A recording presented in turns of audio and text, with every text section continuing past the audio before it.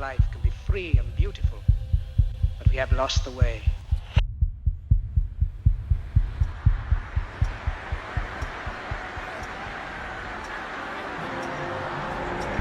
We wish everyone a very happy new year and a good luck in 2020. What happened in 2020? The streets went bare. We weren't in Kansas anymore. And the death toll of a novel coronavirus tore through nations. But we all hunkered down. We hid indoors.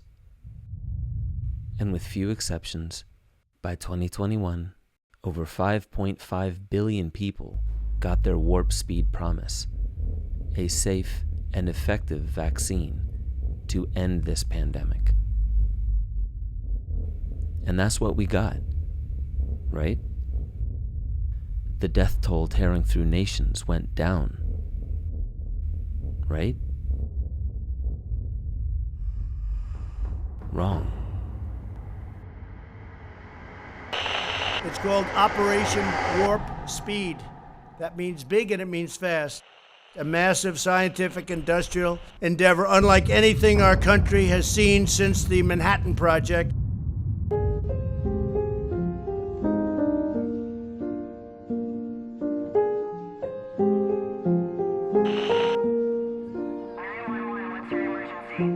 All around me are familiar faces, worn out places, worn out faces. Is it really safe and is it really effective? We do have a safe and effective vaccine. We just need to get more and more people vaccinated. And if you are out there in any way, shape or form campaigning against this mandate, you are absolutely anti-vax. My little sister just died. Her first dose. The actual vaccine formulation has not even been evaluated. The science is clear. These vaccines will protect you and those you love from this dangerous and deadly disease. They could save your life. It's the first step to ending the pandemic and moving our country forward. There's about 80 million people in this country who are not yet vaccinated. If you don't want to get vaccinated, that's your choice. But don't think you can get on a plane or a train besides vaccinated people and put them at risk. We're going to protect vaccinated workers from unvaccinated co-workers. Children waiting for the day they feel good. Happy birthday, happy birthday.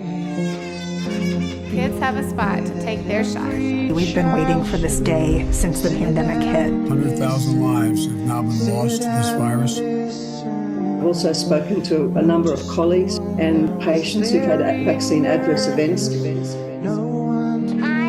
want to get the vaccine for everybody. I want to address this issue of vaccine hesitancy. Vaccine hesitancy is costing lives. And these sources which spread misinformation should be the primary concern of the American people. Guys. Let them go, dude. If you work in hospitality, you need to get the jab. If you work in retail or in a supermarket, you need to get the jab. If you are behind the counter at the bank, if you're a receptionist or positions like that, you need to get the jab.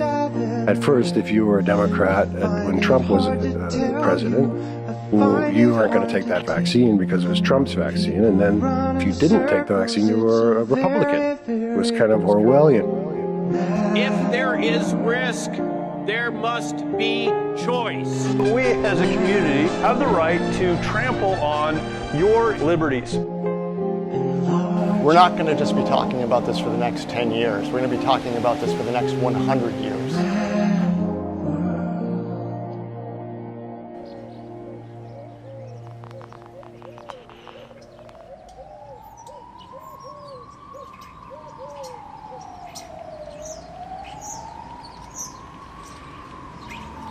That energy of New York's street life is what I find most viscerally absent during this strange and quiet time of sheltering in place. It's going to be interesting to see the aftermath of this really historic period. Supporters say mandating vaccines is the only way to get life back to normal and to protect those most vulnerable. But a new NBC News poll shows deep pessimism that may be hampering the vaccine effort. Everybody wants to say we're extremists, and all I can say is we're living in extreme times. How far can the government go on mandates, and what rights do workers actually have? There's a public health contract that you have signed implicitly as a citizen of a country where in part we depend on each other for health, our wealth, our security, and the like. With any public health decision, there has to be a consequence to you not participating in that social contract. Let me put it very clearly. You have no constitutional right to endanger the public and spread the disease, even if you disagree. You have no right not to be vaccinated. You have no right not to wear a mask. You have no right to open up your business. Wait, can I stop you? No right not to be vaccinated? Meaning if they decide you have to be vaccinated, we have to be vaccinated? Absolutely. And if you refuse to be vaccinated, the state has the power to literally take you to a doctor's office and plunge a needle into your arm. The vaccination Where is that in the Constitution?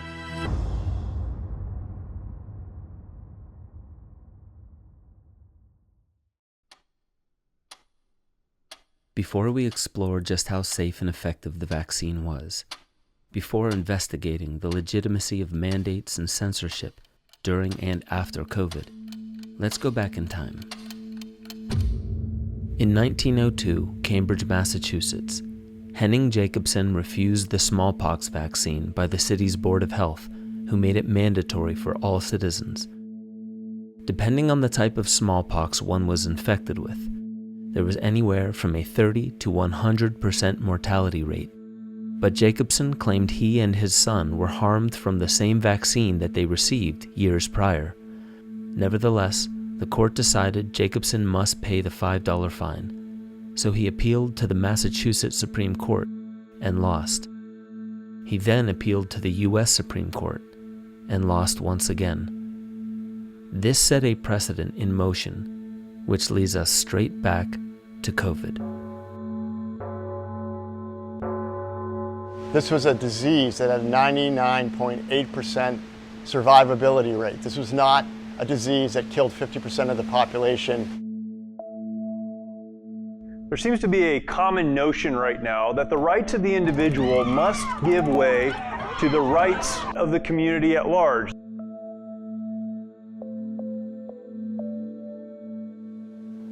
I live on Maui. On Maui, I didn't know anyone personally who got COVID. I had heard of people getting COVID, but in my friend group, no one got COVID in 2020. But then in 2021, COVID started tearing through the island. People started reporting strange reactions to the vaccine. I started hearing of people's uncles on the mainland dying. And as an analyst, things begin with anecdotes, then you gather data, then you identify a trend, then you have a thesis. So if I'm right and these vaccines are harmful, eventually they should be stopped. Some people pretend are just fictions of our imagination. They're just not real. They're making stuff up. It doesn't actually exist. Vaccines don't hurt people, but you know these people. Yeah. And you were showing me some videos, and it's really, pretty heart-wrenching to see and actually know the stories of these victims. Breathe. I had been monitoring over 5,000 people in this group of React 19, and 6 of them committed suicide in the past month because they don't have anyone to talk to. I have people messaging me saying, hey, I haven't even been able to tell my family because they're going to disown me.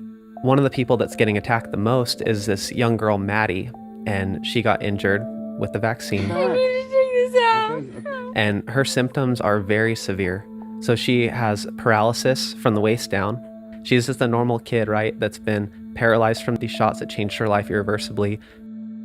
Hi, my name is Stephanie DeGary, and this is my daughter, Maddie. When she was 12 years old, she participated in the Pfizer COVID vaccine trial for 12 to 15-year-olds at Cincinnati Children's Hospital. She got her second dose. She can't walk. She's in a wheelchair. She has an NG tube for all of her nutrition. She has constant pain in her stomach, back, and neck. So I went in trusting the drug companies, the FDA, CDC. Pfizer announced today that its vaccine is safe and 100% effective in young teens between 12 and 15 years old. The FDA has gone ahead and supported the dose of a booster shot for kids between 12 and 15, and we expect that the Centers for Disease Control will approve this in the next day or two. Kids 12 to 15 get a 30 microgram dose of the Pfizer vaccine, and that is the same dose that adults get.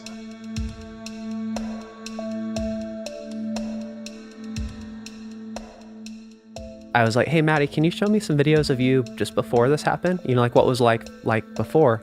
And she started showing me all of her TikToks and all the little dances she used to do with her friends. And it's just a normal, completely healthy, you know, she didn't have any comorbidities. She wasn't obese. She was totally normal girl. I can't walk, can't feel from my waist down, don't have bladder control.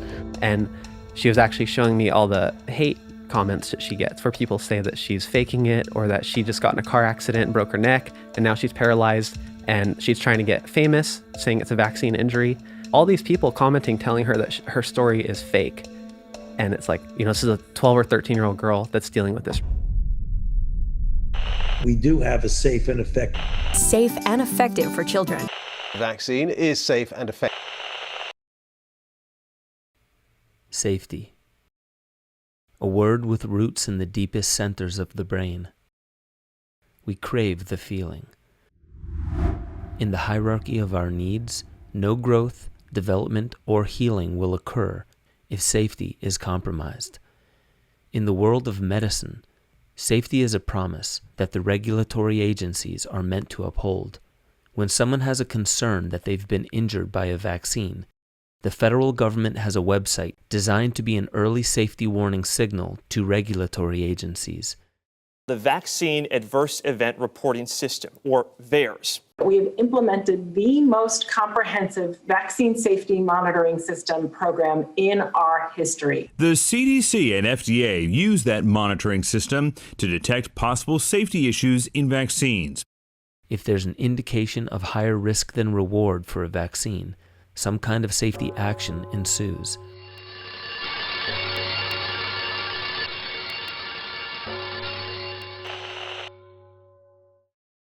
When vaccines are safe, they do have adverse events. They do have deaths and they do have disabilities. But they're so rare, I shouldn't be hearing of them. There was a safety signal that was generated in the VAERS database in January, February of 2021. Florida Surgeon General Joseph Ladapo says researchers have seen, quote, troubling safety signals of adverse events surrounding this vaccine and that their concerns are corroborated by an increase in VAERS reports. Submitting a VAERS report is not an easy task, and falsifying a report is a felony.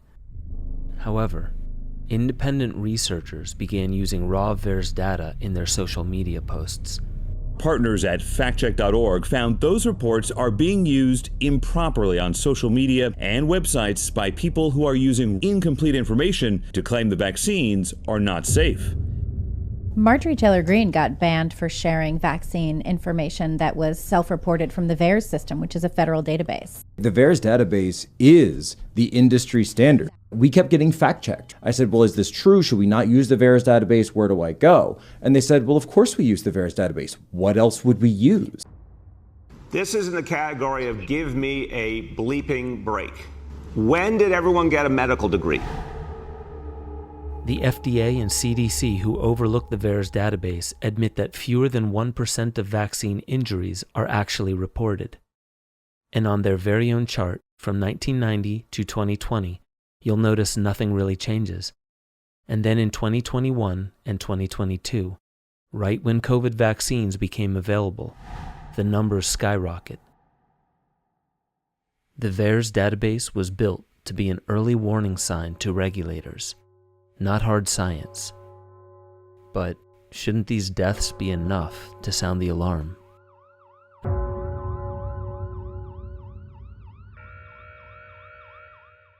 So this program, traditionally, would have been halted then. There would have been warning signs, they should have stopped it, and they should have recalled it. You gotta go back to the swine flu of 1976. This virus was the cause of a pandemic in 1918 and 1919 that resulted in over 500,000 deaths in the United States. See how easy it is to... Thus, the U.S. government's publicity machine was cranked into action to urge all America to protect itself against the swine flu menace. There were 25 deaths that generated a safety signal, and they halted it. And then there was a 60 Minutes expose on the CDC director. He devised the swine flu program, and he pushed it. The VAERS database alone records, I believe at this time of speaking to you, 18,000 known deaths due to the vaccine. Life has become suddenly cheaper to the U.S. government. 25 deaths were a big deal in 1976. 18,000, no sweat. This was a disease that had a 99.8% survivability rate. There's no math that makes sense. So I knew something was up. I was going to look at different databases like the insurance industry and the funeral home industry, because if I was right, the data would show up there first. And then the data started pouring in, and the data tells a grim tale. The numbers don't lie. You've got to look at the numbers. My whole career is spent basically identifying trends. To make money on Wall Street, you have to have the information before everybody else. And to do that, you have to identify things before the herd. When the perception was one way, load up on the stock, and then when the reality started to arrive, I was there. And if I was right, and often I was, the stock would go up a lot, and I would make money for my clients. So if people ask today, why am I here? Why am I speaking upon this issue, this topic of sudden death? It's a trend that I noticed early on in 2021. And my background is perfectly suited to identify, unfortunately, the tragedy I see unfolding before us, which is excess deaths and disabilities across the globe. Early on in my journey, Josh Sterling and I looked at some CDC data. Josh was able to figure out a way to download the data and break it down by age cohort. And when we did that, it was startling revelations. We saw that there was a mix shift from old to young, meaning about 500,000 excess deaths occurred in each year. In 2020, it was mostly old. In 2021, it shifted. Millennials experienced 40,000 excess deaths in 2020, and then suddenly in 2021, 60,000, 50% more. This group of individuals ages 25 through 64 die at 1/3 the rate of the general U.S. population in any given year. Makes total sense. They're not old, they're getting to work, they have great jobs. So this group is very healthy and doesn't die like the rest of the general population. We learned in August of 2022 that this group, 25 through 64, experienced 40% excess mortality in 2021. To give you an idea what those numbers mean, 10% is a 3 standard deviation event once in a 200-year flood, as said by Scott Davison, the CEO of One America. He said also that 40% was unheard of, off the charts. In 2021, the vaccine program was being rolled out. Then we would expect deaths to get less, not to get higher. The sheer humanity of the situation started to hit me. 60,000 millennials died excessively between March of 2021 and February of 2022. That's literally a Vietnam War for the millennials.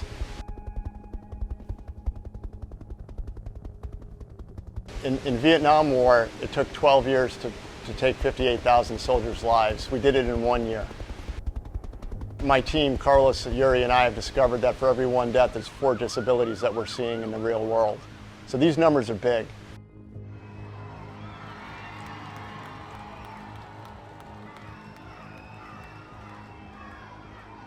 I've yet to hear any other cogent explanations for this.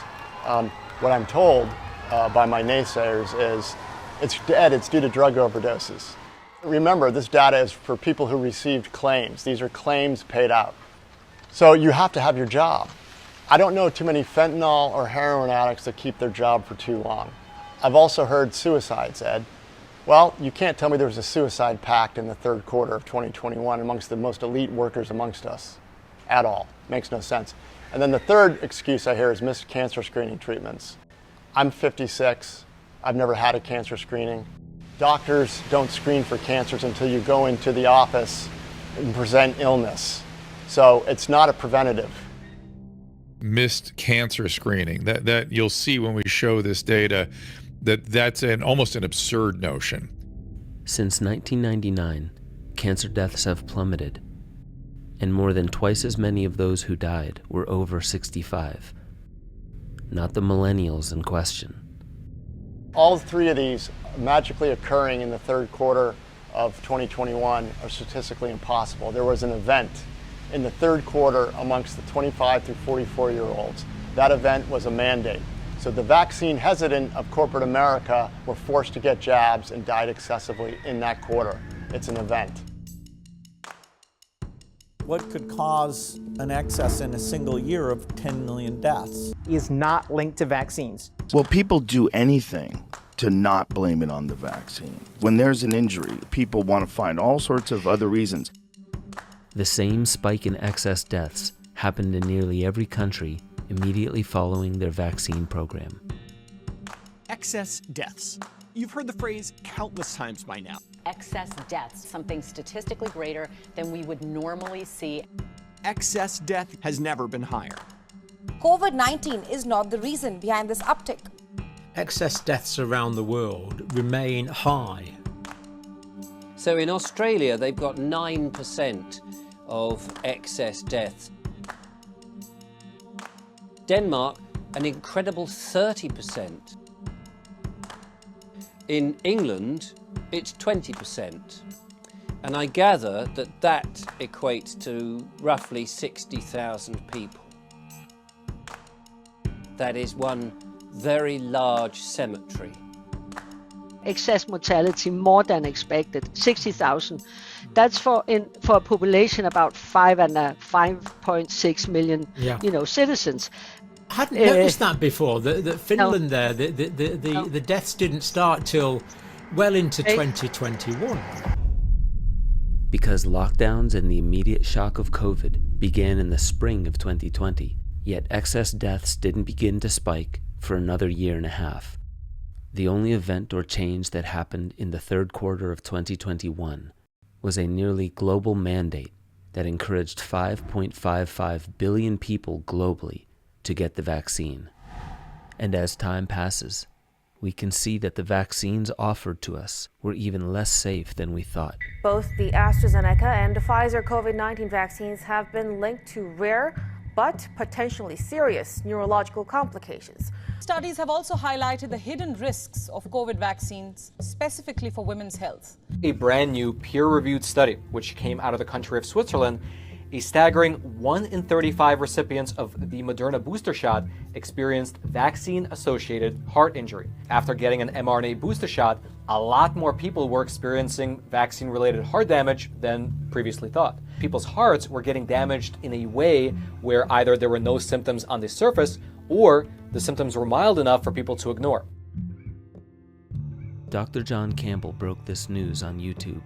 He was then fact-checked for exaggerating the severity of the heart damage. Then he broke the news about the Pfizer shots.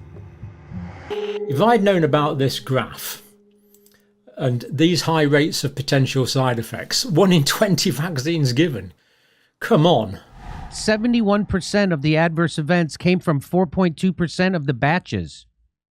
So certain batches were giving people high amounts of adverse events. Is there any way I would have accepted that vaccine? Emphatically not. In fact, if I'd known I was on the green line somewhere with 1 in 1,000, I wouldn't have taken it either. If they come out with the vaccine, it does what Bill Gates says it's going to do, which is you give one shot, you get lifetime immunity, and there are vanishingly rare serious injuries. Deaths or brain damage, 1 in a million, that may be acceptable. I tell people, yeah, I'm going to get it. Let's go ahead and get it. What if it was 1 in 1,000? What if 1 in 1,000, not 1 in a million? That's more 1 in realistic. 1,000? No, of course not. I'm not going to tell 1 in 1,000 people to die so that 999 people can avoid COVID. With numbers like 1 in 20, even 1 in 1,000 people harmed, it's troubling to find that these vaccines were called safe. What's more troubling is the silence from the companies who performed these studies. They don't even tell you about this, and they've known about this. You have to have an independent researcher go find it by their own dime. Why isn't this studied? In the United States, it's very clear. It is the CDC's job. It is their mandate to look into this data. That's what they are supposed to do. In January 2023, the CDC Task Force Director admitted they were seeing adverse vaccine injuries. We take vaccine safety very seriously. We are aware of these reports of people experiencing long-lasting health problems following COVID vaccination. We acknowledge these health problems have substantially impacted the quality of life for people and have also affected those around them. That's as far as the CDC acknowledges vaccine harm. And their website still encourages all people 6 and up to get fully vaccinated. So is it fair that people hesitate before receiving a vaccine when the federal database shows a death chart like this? Perhaps this chart is misleading and merely highlights that vaccination rates go up during global pandemics. Perhaps comparing the swine flu of '76 with COVID-19 is apples and oranges. But are we allowed to make our own choice on a medical product, even if we're not a doctor, even in a time of pandemic, without the threat of being treated as an extremist or anti-science simply for hesitating? An elderly woman hiding behind a drum to dodge a COVID vaccine team has gone viral on social media when a vaccination team reached a house in the village.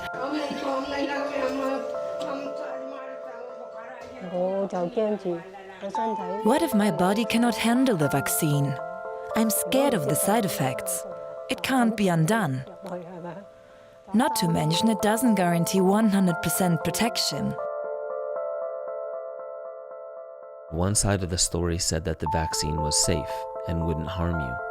The other side said the vaccine was effective. You wouldn't get yourself or anyone else sick. That part's true, right? The effective question started to make its appearance pretty early on as well. That started in the summer, fall of 2021 when we started hearing about breakthrough cases. Breakthrough COVID-19. Today I want to talk to you about COVID-19 breakthrough cases. Why, if the vaccine is working, are some vaccinated people getting sick? Because of the censorship, most of the public had no idea that it wasn't effective. I knew it wasn't effective. And I knew also that it wasn't effective when they changed the definition of what a vaccine is on the CDC website on September 1st. It used to be something that provided immunity against disease. They changed it to it provoked immunity in your body to fight off disease. So it was a definition change. It was no longer a vaccine, it was a therapeutic. So I knew something was afoot. And then as time went on and Omicron came on the scene, everybody that was vaccinated got COVID. Do COVID-19 vaccines really work? Doctors tell us more people than ever before who are fully vaccinated are getting sick, and it's all because of the Omicron variant. And let's talk about the increase in the Omicron cases, because you say get vaccinated, get boosted, you're protected. That does not appear to be the case. The various shots that people are getting now cover that. You're okay. You're not going to get COVID if you have these vaccinations. He was talking about how if you get the vaccine, you're well protected from having severe disease. That's true. But we actually don't know how well you're protected from mild illness and whether with the Delta variant, if you're vaccinated, could you still be contagious to other people? A Nashville woman is unable to move from the neck down less than 24 hours after receiving her second dose of the Pfizer COVID-19 vaccine. There's been, I don't know how many people have been vaccinated and been fine, right? But we have to tell everything, otherwise we will get nowhere in this thing of COVID. News about COVID variants and vaccine studies were emerging so rapidly that it's forgivable to have inconsistencies in the messaging. It's less forgivable to silence the doctors with alternative conclusions, simply for interfering with the official message. The Twitter account of leading US virologist Dr. Robert Malone has been banned. Now, Dr. Robert Malone is the inventor of the mRNA technology. What competence has Twitter got to ban a leading scientist and also the inventor of the mRNA technology? Many of us know that, people who've been vaccinated are still getting COVID, quite regularly. Yeah, and it's worse than that. There's a recent article out from the Cleveland Clinic. It's a very large study group. It's basically all their employees that they tracked the incidence of the disease COVID as a function of the number of inoculations. And what that study showed in a very large population was the more of these inoculations you take, the more likely you are to develop the disease. Peer-reviewed study from the Cleveland Clinic found that the higher the number of vaccines previously received, the higher the risk of contracting COVID-19. So you could rationalize why that might be the case. Well, maybe people getting the most doses of vaccine are older and higher at risk. However, that is not the case here. Most of the people in this study were young people.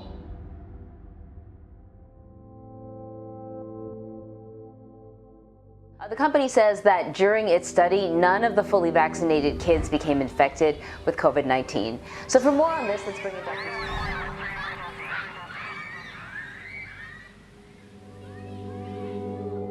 A perfectly healthy 33-year-old mother is basically paralyzed from the chest down just hours after getting the Pfizer vaccine.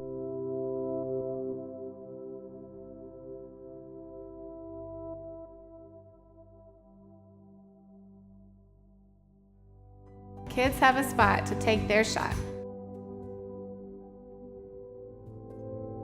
Here we have advocates of the vaccine, mainstream scientists who work in the vaccine community, who've been promoting vaccines for the health of the community. These are not people opposed to vaccines saying they would not give a booster to their child because the risks of the vaccine outweigh the risks of the disease. The kids, especially, they have a good immune system. I don't understand why they needed a booster. We just need to get more and more people vaccinated. Wearing a mask and getting a vaccine and a booster should be a personal choice. This is political grandstanding for personal gain. As individuals, we have the right to choose whether we wear a mask or not, or get vaccinated or not. Thank you. I choose not.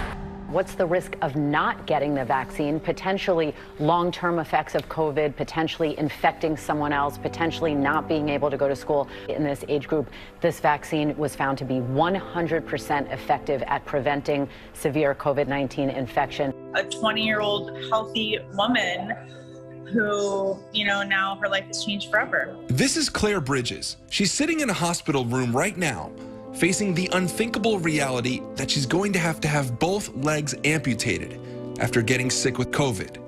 Claire was vaccinated. What's the benefits of not getting the vaccine? Good Morning America is brought to you by Pfizer. The paper also notes that this is not the only study to find a possible association with more prior vaccine doses and higher risk of COVID-19.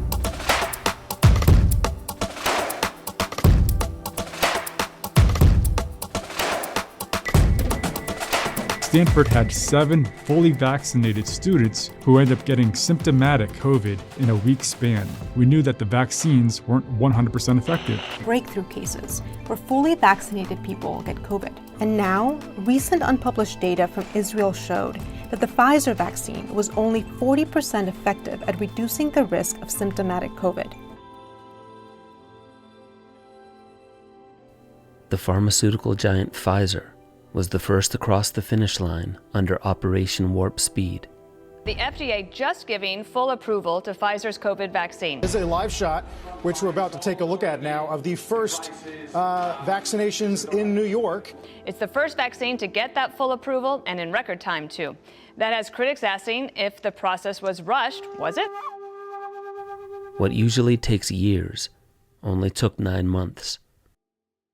The FDA and CDC approved their vaccine, and major media outlets assured the world it was safe and effective at stopping the transmission of COVID. To the CDC to come up with some But while the world applauded loudly, the quiet truth came and went without a sound. Was the Pfizer COVID vaccine tested on stopping the transmission of the virus before it entered the market? And I really want a straight answer, yes or no, and I'm looking forward to it. Thank you very much. Regarding the question around, did we know about stopping immunisation before it entered the market? No. We had to really move at the speed of science to really understand what is taking place in the market. And from that point of view, we had to do everything at risk.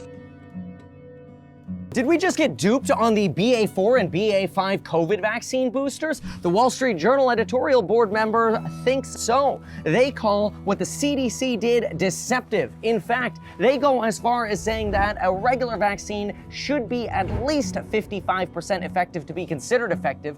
But the CDC and FDA authorized these boosters back in August, and it wasn't until they got a report done from their own study in September that showed the booster was only 22 to 43% effective. How exactly does a private corporation like Pfizer convince the largest media companies in the world to lie? CBS Health Watch, sponsored by Pfizer. Anderson Cooper 360. Brought to you by Pfizer. ABC News Nightline. Brought to you by Pfizer. Making a difference. Brought to you by Pfizer. CNN Tonight. Brought to you by Pfizer. Early Start. Brought to you by Pfizer. Friday night on Aaron Burnett Out Front. Brought to you by Pfizer. This Week with George Stephanopoulos is brought to you by Pfizer. This weather report brought to you by Pfizer. Today's countdown to the royal wedding is brought to you by Pfizer. And now a CBS Sports Update brought to you by Pfizer. Meet the Press Data Download. Brought to you by Pfizer. This portion of CBS This Morning sponsored by Pfizer. On how to find the hidden sugars in the American family diet. Sponsored by Pfizer. Here's a statistic that everyone needs to know. So it took decades and decades for Pfizer to get to $40 billion in revenues before COVID. After COVID, in 1 year, $90 billion. Wow. Not decades, by the way. It's not decades. It's 1849. 1849. Okay, long time. 60 years. Company reiterating its full-year revenue forecast of $98 billion to $102 billion in revenue. Do you believe it creates a conflict of interest for the same people deciding the policy of how often we have to take the vaccine to also be making money the more times we take the vaccine? Yes or no? This is for the government to decide. You have no opinion on whether or not it creates a conflict of interest? Money can make the media lie. But only a wizard can make it appear that the people agree. Independent journalist Li Fang's recent Substack piece examining how pharmaceutical giant Pfizer was behind funding groups like the Chicago Urban League, heavily lobbying for COVID vaccine mandates. A longtime strategy of big pharma drug companies have been under scrutiny for their role in funding third-party groups that kind of create the appearance of public support for their products. But this is kind of an extreme example because this is the most lucrative pharmaceutical product perhaps in human history. Safety signals were blaring. It wasn't even tested for efficacy. And yet celebrities stepped out of their lane to push against those who challenged mandatory vaccines in the workplace. Do you say, let's keep testing it while the virus keeps spreading? People are dying. Hospitals are becoming overloaded. Are you going to say, let's still do it let's wait another 6 months so we get another million in here? Will you do that as a public health professional? No, I would have said, leave the person have the choice. Not force him to take it or else you're going to get out of the Marines and you've been doing this for 14 years. It's health force versus choice. No, there's a public health contract that you have signed.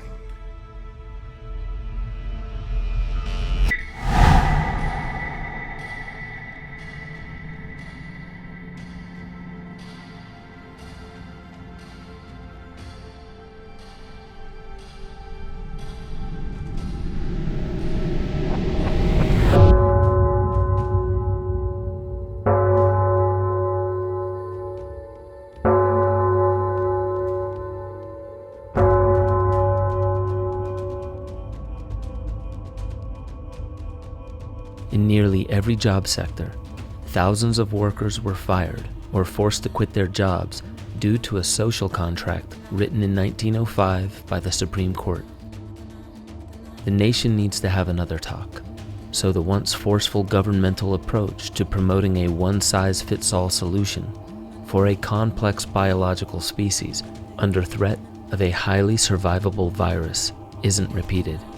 But we still haven't had this conversation publicly, peacefully, and scientifically, have we? Dr. Jay Bhattacharya is a professor of medicine at Stanford who once tweeted an article he wrote about natural immunity. Some of his tweets were tagged with the label of Trends Blacklist. Apparently, the views of a Stanford doctor are disinformation to you people. Someone at YouTube takes down your video. My guess is they probably didn't have a medical degree who did that, but they took it down. I wish I knew who took it down. I mean, yeah. I would love to debate them.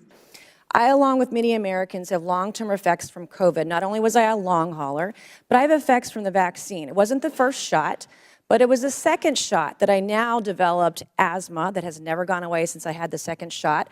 I have tremors in my left hand, and I have the occasional heart pain that no doctor can explain, and I've had a battery of tests. Has the world forgotten that science is a way of knowing by asking questions? The opposite of science would be a religion upheld by faith, immune to questioning, a dogma. So which one describes best the official COVID narrative? Because it's acting like a religion. Yeah. It's dogmatic, it's absolute, it's if you do not believe in it, you are condemned to hell. It's, maybe this is, maybe this is a new religion.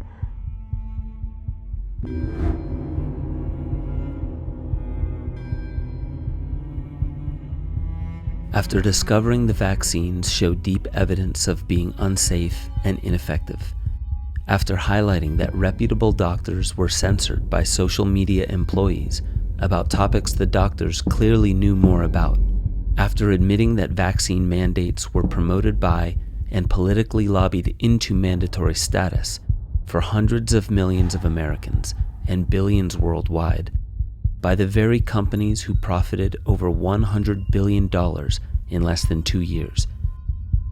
It's finally time to have that talk. Brutes have risen to power.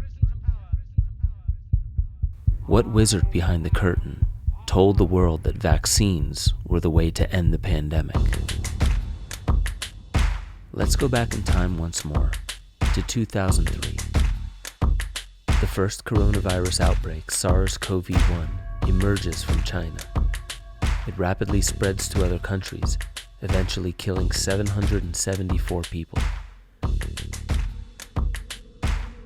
The Pentagon division called DARPA came to a definitive conclusion on the most effective and surefire way to drive a coronavirus pandemic into extinction.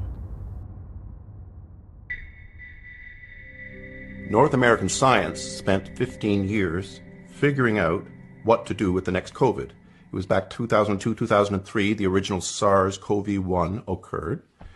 And so all sorts of experiments went on to determine what would be a useful response were something similar to occur. And the research was done by 2015, 2016. DARPA specifically knew and specifically recommended and passed the information on to the CDC that ivermectin in particular was the absolute #1 product to be used in the event of a coronavirus pandemic. This might be one of the most important sentences written this century. Ivermectin prophylaxis reduced COVID-19 infection by an average of 86%. What it means is that ivermectin alone, if properly utilized, is capable of driving this pathogen to extinction.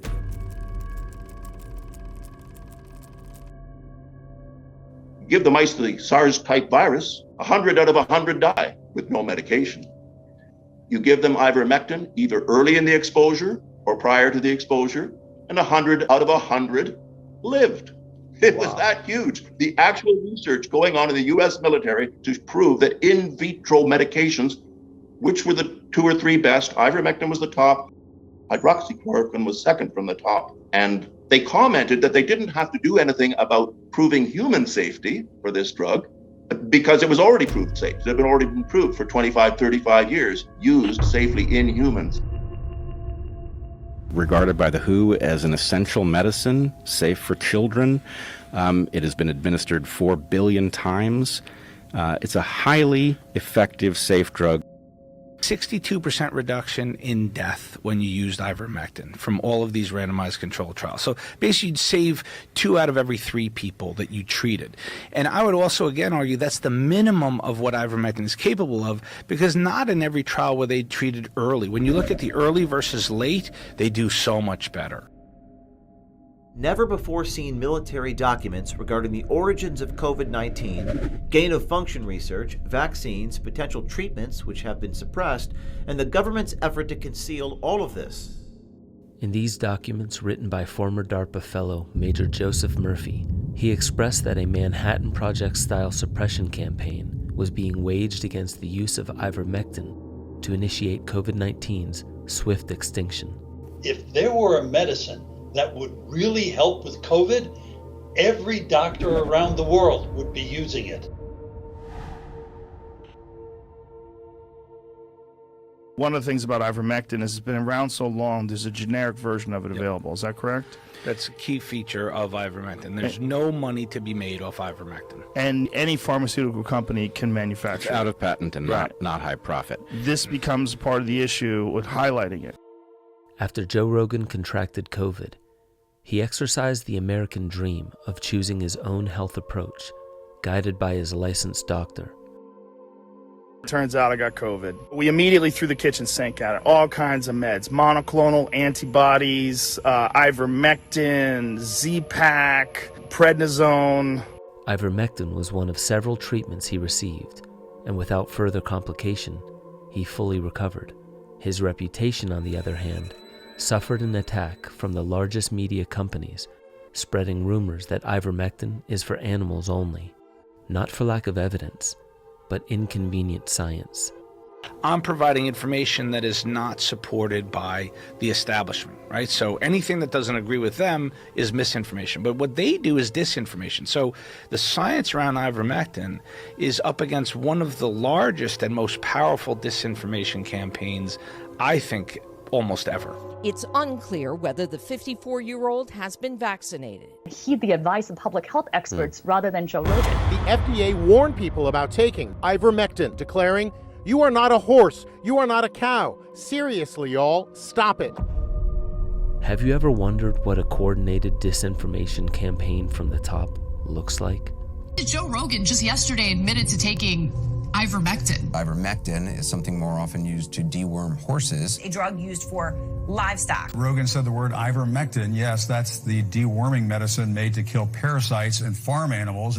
Who don't want to take an experimental vaccine but will take horse dewormer. Swallowing horse paste. Ivermectin is often used to deworm livestock. Commonly used as a horse dewormer. When you have a horse deworming medication that's discouraged by the government, that actually causes some people in this crazed environment we're in to actually want to try it. He may not have gotten it from the feed supply store, but it's the same compound. Doctors say you could take it for humans.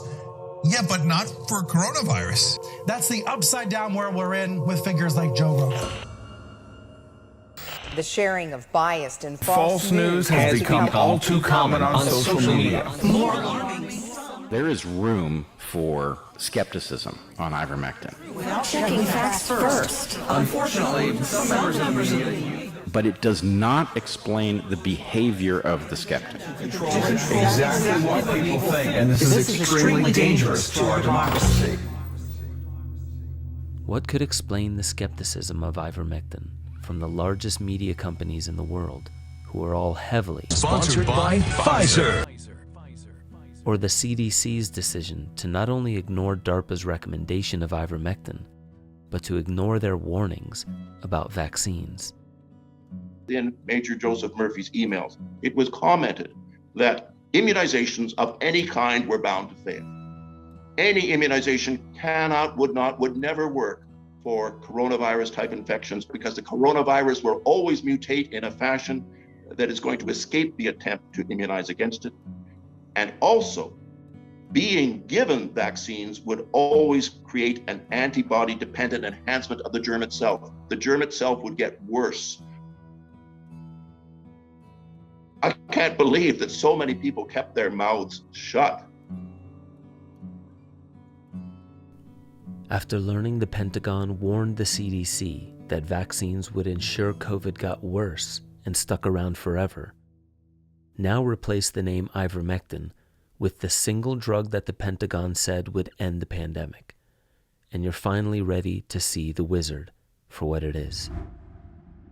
Big Pharma and health regulators had 15 years of scientific studies and a choice before them. Drive COVID to extinction with a drug that's already proven to be safe and effective, but not profitable. Or keep the virus around forever and lobby media and government to sanction only the warp speed vaccines for lots of profit. After hundreds of billions of dollars were funneled to the top of these companies from a product that they swore was safe and effective, the CDC doubled down on that promise and grandfathered the Pfizer, BioNTech, and Moderna COVID vaccines into an annual subscription-like model, just as casual as your annual flu shot. Ask about getting this season's COVID-19 shot when getting your flu shot. You flu shot that body, and now you Spikevax that body. Because even though the pandemic is over, COVID-19 isn't. Spikevax by Moderna is a vaccine to help protect you against COVID-19. Spikevax is brought to you by Moderna. Moderna hired a brand new third-party outfit to make their vaccine, and this company, called Resilience, was given nearly a $500 million loan from the Department of Defense and was funded by the CIA startup In-Q-Tel, as well as Pfizer and even Google Ventures. For a vaccine company, Resilience was designed to spin up millions of vaccines in record time when the next pandemic comes around. And that's assuming the virus itself even exists. But that's another film. Now let's say the wizard won and you got the vaccine. What can you do for your health that's cheap, safe, and effective? The message of hope is this. First of all, if you've been vaccinated, don't be in fear. Fear is literally the mind killer. I believe the human body is an amazing thing. I think we can heal from this. You need to start treating your body as a temple and start healing. And there's a lot of protocols to detoxify this from your system. The most highly provable mechanism for harm in both COVID and the vaccine is the spike protein. Its health impacts are universal in the body by causing inflammation and blood clotting. Spike protein is the component of the virus, which is now known to be the main driver of inflammation. Now, spike is also the protein which the body gets instructed to make copious amounts of when they get shot with the thing. Therefore, finding ways to get rid of, inactivate, or destroy spike protein could potentially be super helpful in anyone suffering long-term adverse events. Over 1,000 years ago in Japan, it's said that a man put cooked soybeans in a fabric sack and rode off on his horse. The sun fermented the soy, which produced nattokinase. Now this enzyme comes from a probiotic and it literally has blood cleansing effects. A recent study in the summer of 2022 was titled Degradative Effects of Nattokinase on Spike Protein of SARS-CoV-2. It turns out nattokinase is a super useful proteolytic enzyme which can also prevent clotting and vascular complications and has been used for lots of other kinds of problems. I have a stack of reports right here that show this supplement's effectiveness for a variety of health challenges. I've got blood pressure, I've got blood mobility, I've got fibrinogen levels, deep vein thrombosis, hardening of the arteries, red blood cell aggregation and whole blood viscosity, and I've even got spike protein breakdown. And the benefits of nattokinase were slightly stronger for those that also took vitamin K with the nattokinase supplementation. Nattokinase has been tested in multiple randomized double-blind human clinicals with no significant adverse events ever. You may ask yourself why a food consumed safely for 1,000 years is controversial to mention in the COVID era, or why health authorities caution people against vitamin D to lower the likelihood of infection, when several studies show clear benefit. You might wonder why the Mayo Clinic's best advice is a brand new vaccine, disinfectants, and face masks, yet nothing about nutrition, which is foundational to health and immunity. In this world there's room for everyone, and the good earth is rich and can provide for everyone. The way of life can be free and beautiful. But we have lost the way. Is it simply assumed we should all know how to keep our health in optimal shape? Are we expected to outsource our healthcare to authorities that we'll likely never meet? If you answer these questions honestly, you'll soon find yourself in the middle of a healthcare system that is far enough from holistic to be dangerously oversimplified. The public today knows nothing about the impact of quarantines and social distancing, the outcome of which is an affront to the well-being of billions. And well-being itself is an often forgotten ally to health that no vaccine or supplement can replace. Yet to make matters worse, the system that enforces the oversimplified COVID rules has a violent side. Greed has poisoned men's souls. Get off her! We need humanity. Just a few short years ago, the world was reminded of the deeper reasons we protect the individual from the tyranny of the collective. Tension on the streets of Lima Tuesday as riot police tried to remove hundreds. We think too much and feel too little. France's May Day demonstrations are traditionally a show of force. 3 crippling coronavirus lockdowns.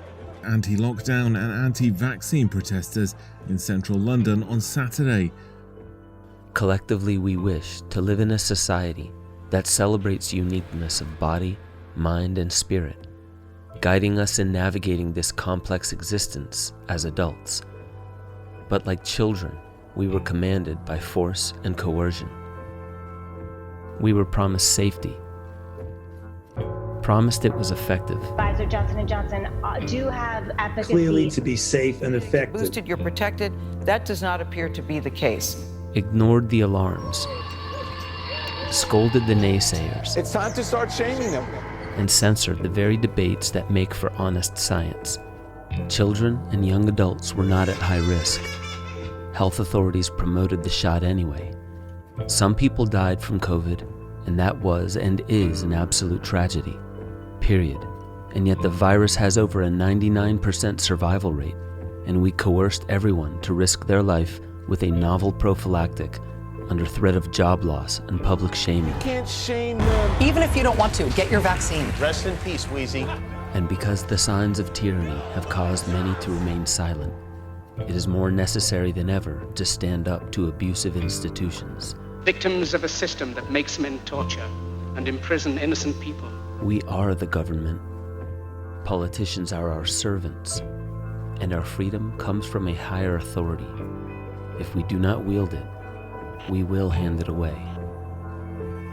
Yet the final twist in this saga is that the wizard is also in you. For they may sell you a lie, but only you can decide to buy it. Have gratitude for what this grand illusion may teach. Or you can return to Kansas and pretend like this never happened. The hate of men will pass. It's up to you to decide for yourself. Whoever you are, wherever you are, remember, you are the medicine.